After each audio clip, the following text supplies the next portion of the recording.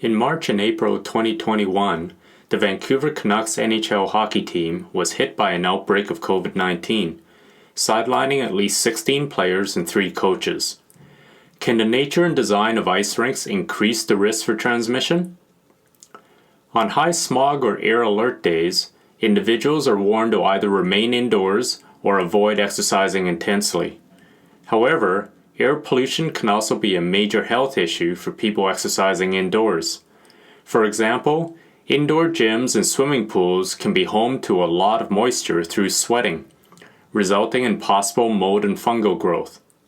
One of the defining features of arenas are the ice resurfacing machines. However, the combination of these typically diesel or propane-powered machines and an enclosed building is that a lot of pollutants can be given off and trapped within the arena, due to it being indoors and with possibly little airflow and ventilation. This includes carbon monoxide, particulate matter, volatile organic compounds, and nitrogen dioxides. Not only are each of them potentially hazardous for human health, but the combination of them can form a toxic soup that's worse in combination than as individual pollutants. Another reason that pollutants can get trapped is the presence of thermal inversions. Typically, the ground is warmer than the air at higher elevations. Hot air rises, such as pollutants, rise with the air and goes higher into the atmosphere, resulting in lower pollutant levels close to the ground for us to breathe in. However, sometimes there's a high pressure system of warm air that sweeps in. Now, air near the ground cannot rise up as high, as it is trapped by that blanket of warmer air above it.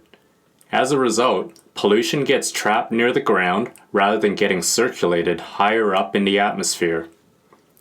Now let's see what happens within an ice arena. You have a big cold sheet of ice that the players play on.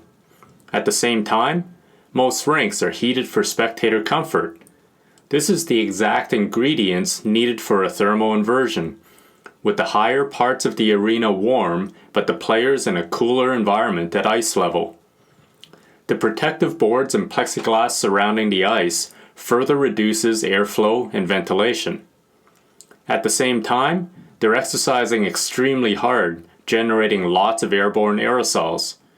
They're also breathing in air at high rates, increasing the risk of exposure. So if there's a player with COVID, the virus can be produced in great quantities and also breathed in great quantities. The School of Public Health at Yale University modeled transmission risk in ice rinks. The graphs both have the number of COVID-positive players on the ice on the horizontal axis and the probability of infection on the vertical axis. The left graph represents a high rate of arena ventilation, while the right graph represents the reduced ventilation common to many arenas. As we see with the green lines, wearing a mask can reduce the risk of infection, but they can still remain quite high. Overall, this is a call for being very careful with exercising in ice rinks, due to the combination of heavy exercise, suboptimal airflow, and the risk for thermal inversions trapping pollutants and aerosols close to player height. I hope that you've enjoyed this look into the fascinating world of environmental physiology.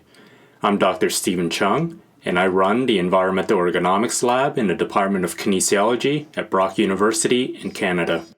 We post new short videos on different aspects of environmental physiology every Wednesday. Thanks for watching. See you next time.